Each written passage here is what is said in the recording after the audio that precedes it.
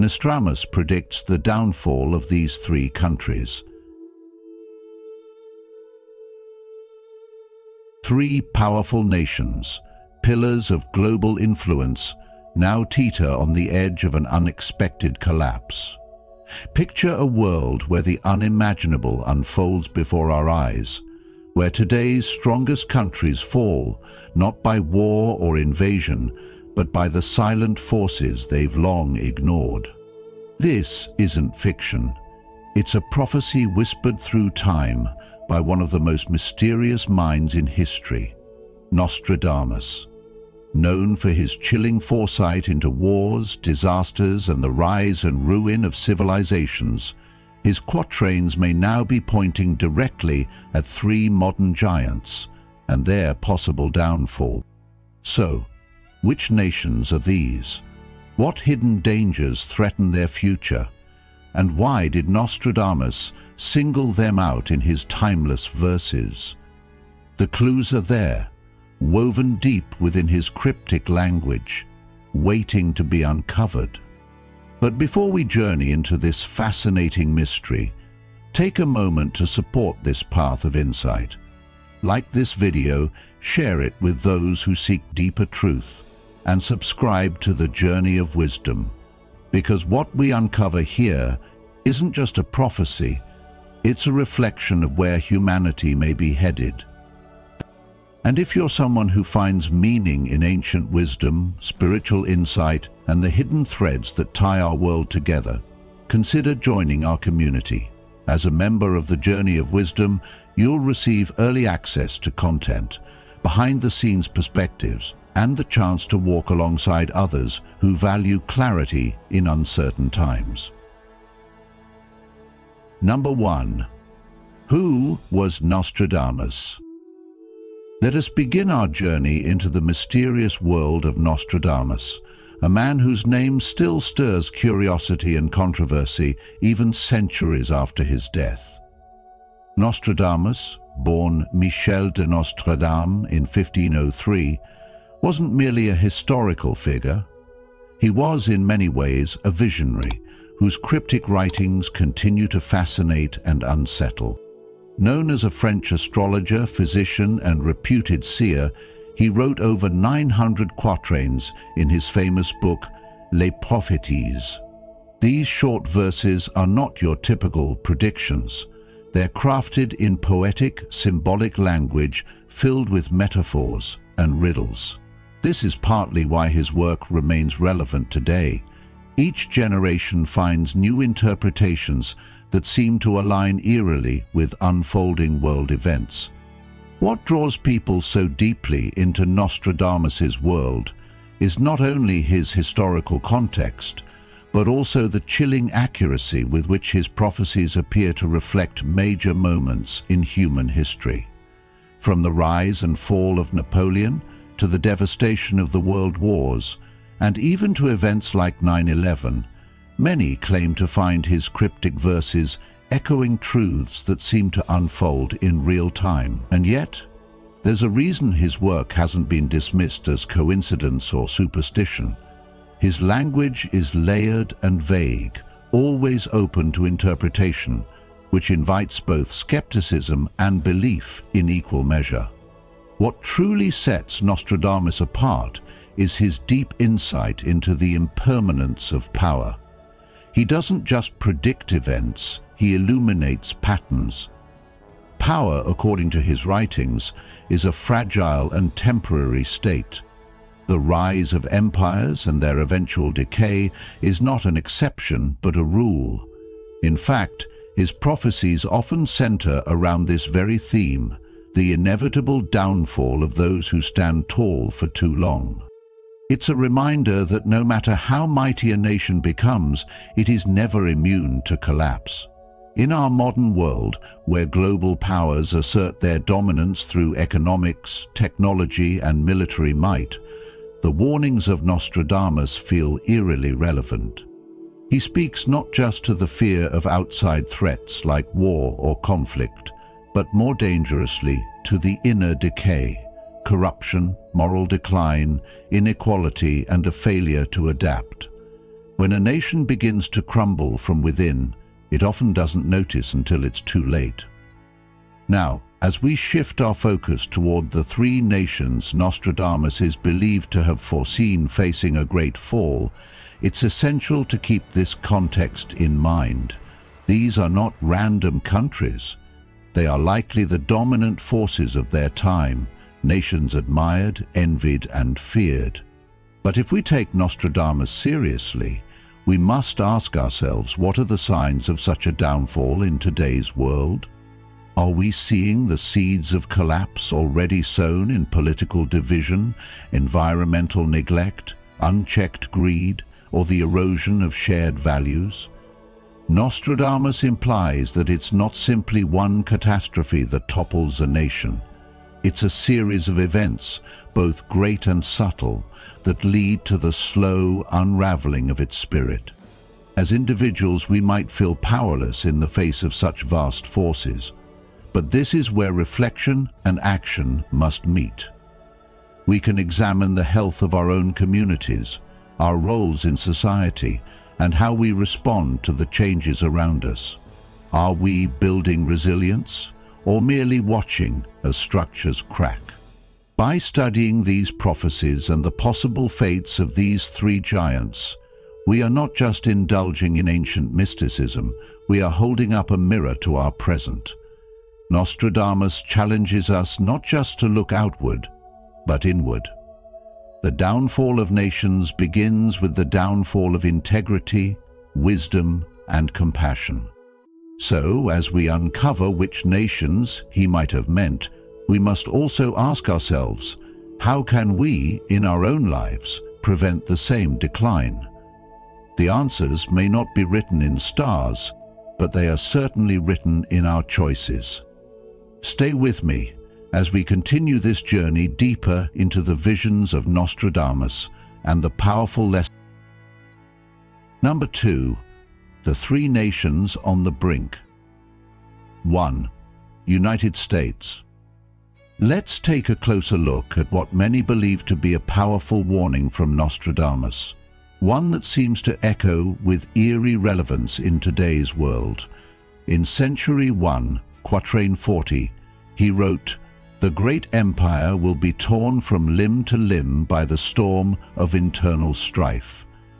The tower will fall by the people's hands, and the economy shall crumble under its weight." Many who study his prophecies interpret this as a direct reference to the United States. For decades, the US has stood as a symbol of strength, progress, and economic might. But if we look beneath the surface, it seems Nostradamus may have foreseen the cracks beginning to form, a nation struggling not from outside threats, but from within its own borders. So the question is, could we be watching a prophecy come to life right before our eyes? Let's break this down together. Nostradamus speaks of a great empire torn apart by internal conflict. In the current landscape of the United States, that phrase feels all too familiar. Political division has reached a boiling point where even basic truths are debated, and communities seem more fragmented than ever. Racial tensions, ideological clashes, and socio-economic divides have created an atmosphere of unrest. Could this be the storm of internal strife that he described? When he says the tower will fall by the people's hands, we might think of institutions like the government, media, or even the judicial system. Pillars that once seemed unshakable, now facing intense scrutiny and loss of trust. Have we reached a point where the very structures meant to unite us are instead fueling division? Then there's the economy, a vital heartbeat for any nation. Nostradamus's chilling words speak of an economy collapsing under its own weight. The United States, long considered the bedrock of global finance, is grappling with record-breaking national debt, inflation, and rising inequality. The US dollar, once unquestionably dominant, is now being challenged by shifting global alliances and emerging economic powers. If the dollar's status weakens, the ripple effects wouldn't stop at America's shores. they could shake the entire global system. Could this be what Nostradamus meant? And if so, what happens next?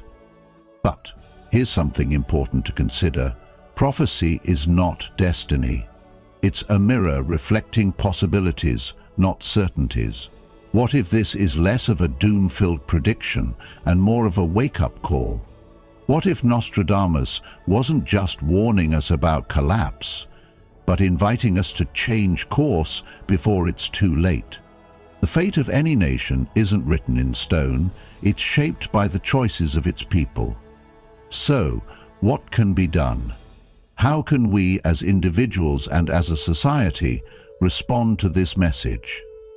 We must start by healing our divisions, recognizing our shared humanity, and finding common ground where it still exists. Unity doesn't mean uniformity, it means respecting differences while working toward shared goals. Economically, it's about making choices that reduce inequality, invest in future generations, and create systems that serve the many, not just the few. And politically, it's about rebuilding trust between leaders and citizens, between neighbors and between communities. The lesson here is clear. Internal strength is what sustains a nation. Without it, even the mightiest empire can fall. So, as we reflect on this prophecy, let's not dwell in fear, but rise with awareness. The message is not just about what could go wrong, it's a call to protect what is right. Will we allow division and greed to pull us apart, or will we stand together to shape a future built on wisdom, compassion, and responsibility? The answer lies not in the stars, but in us.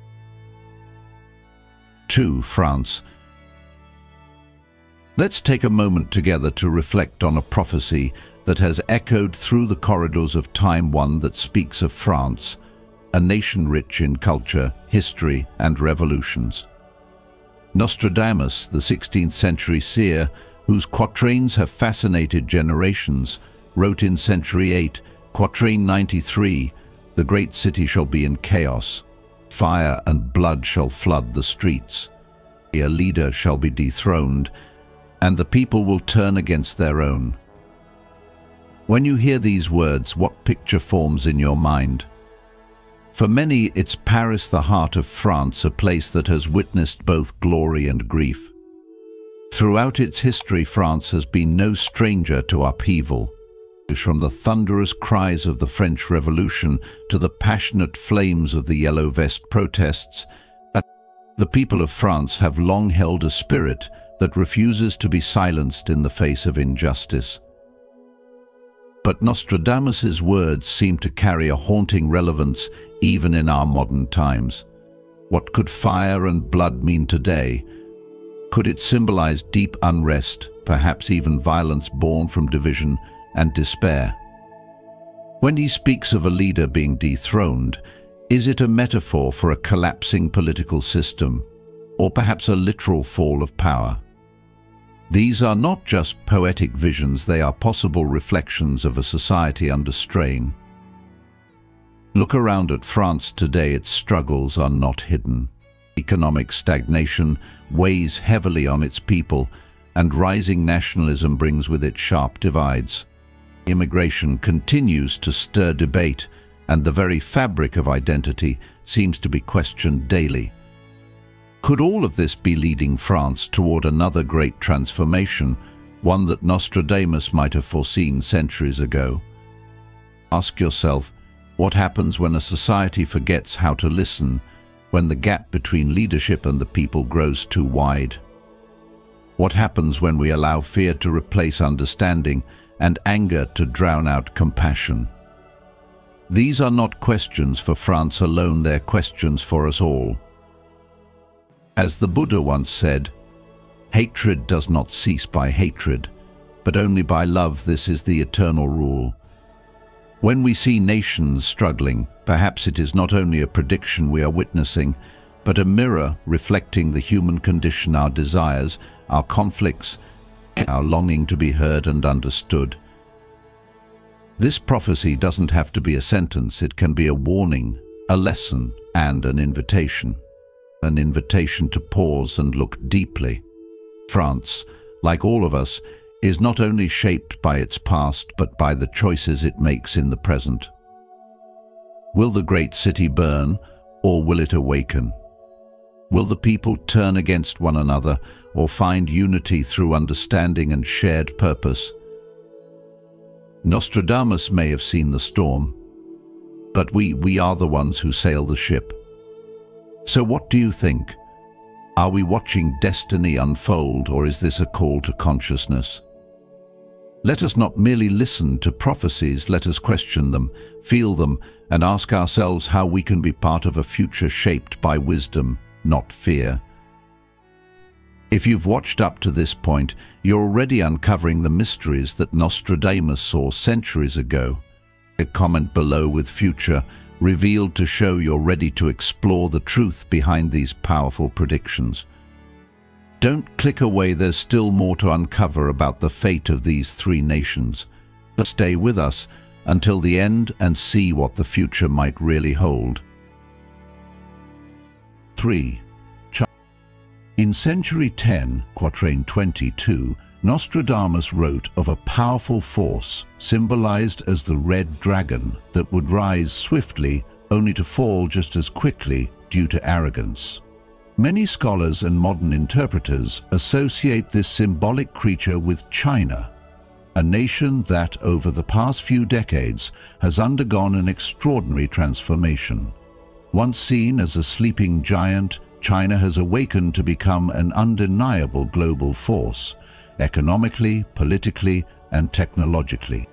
The prophecy stirs a sense of warning, suggesting that the very momentum that carried China upward could just as easily become the weight that brings it down. This interpretation encourages us to look beyond just power and progress. It invites us to reflect on the deeper patterns of rise and fall in human history, where the unchecked desire for control often leads to instability.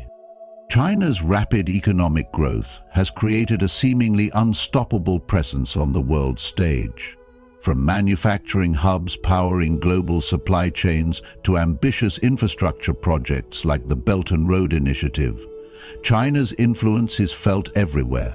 Yet Nostradamus' warning taps into a truth often overlooked in the excitement of dominance: the danger of arrogance, of believing that this rise is permanent and unquestionable. Beneath the surface, China faces real and mounting challenges that can't be ignored. Its economy, once booming, is beginning to show signs of fatigue. Youth unemployment is rising, real estate markets are unstable, and foreign investments have begun to pull back. Furthermore, China's population is aging rapidly, a demographic time bomb that threatens to undercut its labor force and economic engine in the coming decades. At the same time, the political model that helped fuel China's rise, a highly centralized authoritarian system, is both a source of strength and a potential source of downfall. It allows for swift decision-making and nationwide mobilization, but it also stifles dissent and leaves little room for the kind of adaptation that long-term stability requires. History has shown us, from empires to modern states, that rigid systems often struggle to survive in the face of changing realities. The control that once protected can become a prison. Tensions with neighboring countries, such as those in the South China Sea or with Taiwan, further heighten the risk of military conflict, which could not only destabilize the region, but shake global markets and alliances. Nostradamus' prophecy, then, is more than a prediction, it's a reflection of a timeless cycle. Every nation, no matter how powerful, must walk the fine line between ambition and humility. As we witness China's journey unfold, it becomes important for us as global citizens to consider not just the actions of governments, but also the values we hold on to in our own lives. Are we too caught up in growth, power and status, forgetting that everything is impermanent? Just as China faces internal and external pressures, so do many of us in our daily lives, striving endlessly, fearing failure or resisting change. Nostradamus' message serves as a reminder to cultivate balance. If the red dragon teaches us anything, it is that unchecked growth without self-awareness can lead to collapse. In a world that is changing faster than ever, the wisdom lies not just in rising, but in rising mindfully, with care for others and a deep understanding of our own limits.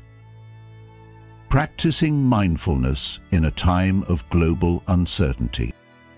As we reflect on the prophetic warnings of Nostradamus and the modern-day realities facing the United States, France, and China, we find ourselves at a crossroads, not only as nations but as individuals. The downfall of great powers, as described through centuries-old verses, can feel overwhelming, even paralyzing. But Buddhist wisdom offers us a different way to meet these uncertain times, not with fear or denial, but with deep awareness, compassion, and responsibility. So what can we do as individuals when we witness the world around us shifting in such profound ways? Number 1. Start with inner stability. In a world that seems increasingly unstable, whether through rising political tensions, economic uncertainty, or environmental disruptions, many turn to external signs and prophecies like those of Nostradamus for answers. And while his predictions stir curiosity, often pointing to the downfall of nations, Buddhism reminds us to look inward before we point outward. The mind is everything. What you think, you become, said the Buddha, offering us a gentle but profound truth. The decline of a nation often begins in the hearts of its people, when greed overshadows generosity, when fear replaces understanding, and when disconnection from moral values spreads like wildfire. Nostradamus may have seen the symptoms, but the roots lie within. In Buddhist philosophy, the external world is not separate from us. It reflects our collective consciousness. When nations are in turmoil, it's not only a political or economic problem, but a spiritual one. As individuals, we hold a great power, the ability to shift the world by shifting ourselves. This is not a call to ignore reality or avoid action, but a reminder that reaction without reflection only deepens the chaos. Mindfulness practice, especially in these troubled times, acts like an anchor in a storm. Whether it's a few minutes of deep breathing each morning, or a walk taken with full awareness of your steps, these small acts help us cultivate inner peace and emotional resilience. And when the mind is calm, wisdom arises naturally. We respond instead of react. We speak with clarity instead of confusion. The Dhammapada says, "All that we are is the result of what we have thought. The mind is everything." This means that our inner thoughts and emotions are not just private, they ripple outward and influence the society we live in. A corrupt society is often born from unchecked minds. This is why, before the downfall of any great empire, history shows us the loss of shared values, the erosion of trust, and a growing detachment from human dignity. In contrast, stability begins in the quiet moments when a person chooses peace over conflict, kindness over cruelty, and truth over convenience. And so, while it may feel easier to look at Nostradamus' predictions with either dread or skepticism, the wiser approach is to ask, what can I do right now to be a source of stability in this unstable world? Start there. Begin with yourself. Your calm becomes your family's calm. Your clarity becomes your community's clarity. And just like the drops that form an ocean, your mindful presence adds to the global current of healing. As Thich Nhat Hanh beautifully put it, when another person makes you suffer, it is because he suffers deeply within himself, and his suffering is spilling over. He does not need punishment, he needs help. This gentle insight is not only true on an individual level, but also on a national one. Before downfall comes great inner pain, pain that, if unacknowledged, turns destructive. So let us be the ones who acknowledge it, transform it, and offer the world something different. Not fear, not blame, but presence, peace, and a steady heart. Number 2, embrace impermanence, not panic. Let's talk about something that most people fear but few truly understand: change. When we hear Nostradamus predicting the downfall of nations, it's easy to get caught up in fear, in panic, even in denial. But if we look a little deeper, beneath the surface of prophecy and politics, there's a timeless truth echoing through the ages: nothing lasts forever. In Buddhism, there's a powerful teaching called anicca, which means impermanence. It's the idea that everything, governments, economies, empires, relationships, even the lives we lead, is always changing. Nothing is fixed. Nothing stays the same. And though that might sound unsettling at first, it's actually one of the most liberating truths you can ever embrace. Because once you accept that life is in constant motion, you stop trying to grip the ungrippable. You stop clinging to what must eventually change. And in that surrender, you gain a kind of power most people never even touch. Think about it. Every great empire that ever ruled the earth believed it was untouchable, until it wasn't. The Roman Empire, the British Empire, ancient Egypt, all rose to glory, all fell into the sands of time. Nostradamus wasn't just making predictions for shock value, he was revealing the cycles of history, the rhythm of rise and fall. So when he speaks of the downfall of countries, don't let that fill you with dread. Let it open your eyes. Ask yourself, if change is inevitable, how do I prepare for it? How do I face it not with fear, but with wisdom and grace? You see, most people try to outrun change. They build walls, tighten their grip, and convince themselves that if they just work harder, they can control the tide. But the tide isn't yours to control. It's yours to learn from. Because the truth is, the greatest strength lies not in resisting change, but in embracing it. Now here's the challenge I want to leave you with. Are you adapting or are you clinging? Are you letting go of old beliefs, outdated systems, toxic habits, or are you still fighting to keep something alive that's already fading? The countries that fall, the people who suffer, the lives that crumble, it's not because of the change itself, but because they refuse to change with it. The real lesson here is personal. You are your own nation. Your mind is your economy. Your relationships are your government. And if you're not evolving, if you're not building resilience, wisdom, and emotional strength, then you too are risking collapse from within. So let Nostradamus's prophecies be more than doom and gloom.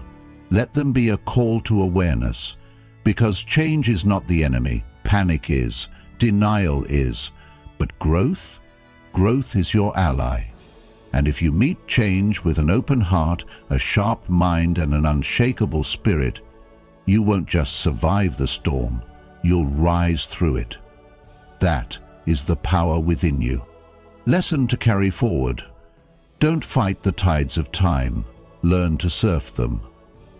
Life changes, and so must you. Embrace impermanence, and you'll discover a freedom that fear can never take from you. Stay strong, stay aware, and stay inspired. If you've made it this far, you're already taking a powerful step toward inner peace in uncertain times. Comment below with "Mindful Journey" to affirm your commitment to staying grounded and present no matter what's happening in the world. Don't leave just yet. There's still so much wisdom ahead that can help you find calm, clarity, and balance when you need it most. Stay with us until the end. Number 3. Practice compassion in a divided world. Let's talk about something truly important. Something that not only echoes through the mysterious words of Nostradamus, but also speaks deeply to the heart of ancient wisdom. Today I want to speak directly to you, because the message we're exploring isn't just about the fate of nations, it's about the state of our own hearts. According to some interpretations of Nostradamus's prophecies, the downfall of certain powerful countries may not come from war or natural disasters, but from something far more subtle and far more dangerous: internal division, injustice, and unchecked arrogance. Sounds familiar, doesn't it? Think about what we see in the world today: communities splintering, conversations turning to conflict, and people becoming more isolated, despite all our technology meant to connect us. Now here's where it gets really interesting, because Buddhism, with its timeless insights, offers us a way through this storm. There's a powerful teaching in Buddhism called karuna, which means compassion. Not just the soft, sentimental kind of compassion that feels good when things are easy, but a deep, courageous, and active compassion. It means choosing to understand someone even when it would be easier to judge them. It means seeing that behind every angry word or harsh opinion is a human being carrying pain, fear, or longing. Imagine if the people leading nations practiced this kind of compassion. Imagine if we did. The Buddha once said, "Hatred does not cease by hatred, but only by love. This is the eternal rule." Now let that sink in for a moment. What if the greatest threat to any society isn't an enemy from the outside, but the hatred we harbor within?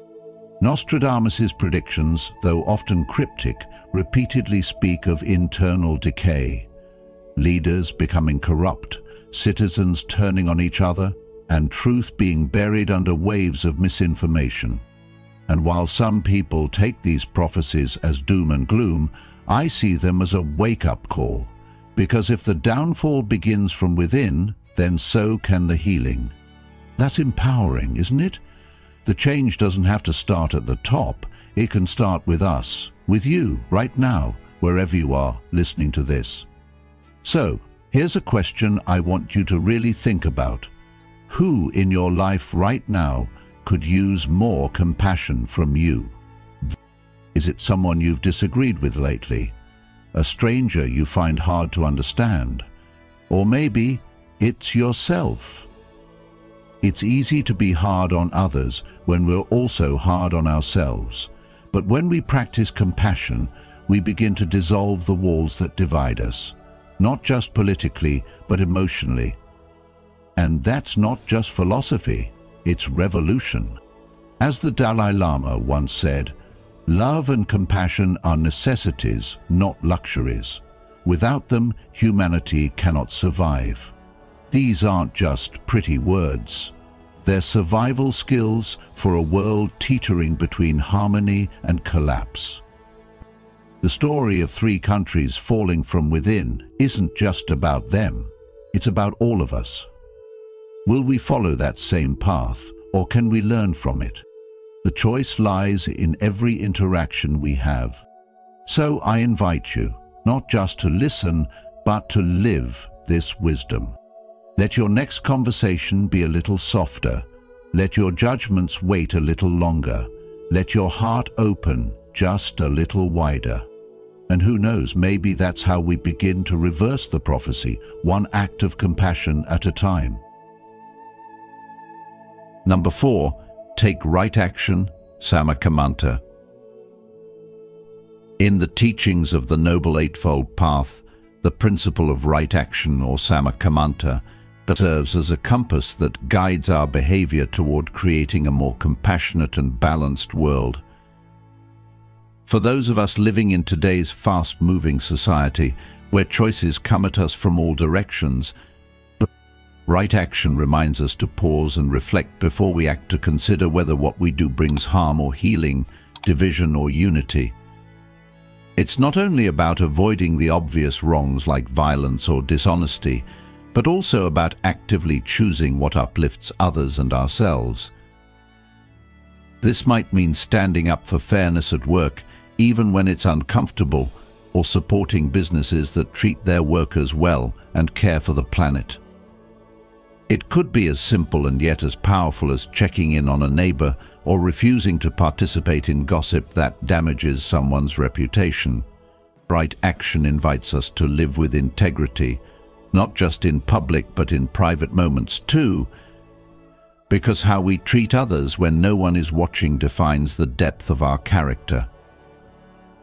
This teaching becomes even more urgent in times of uncertainty, fear, or global instability, like when we hear predictions, such as those linked to figures like Nostradamus, about the downfall of nations or the crumbling of civilizations.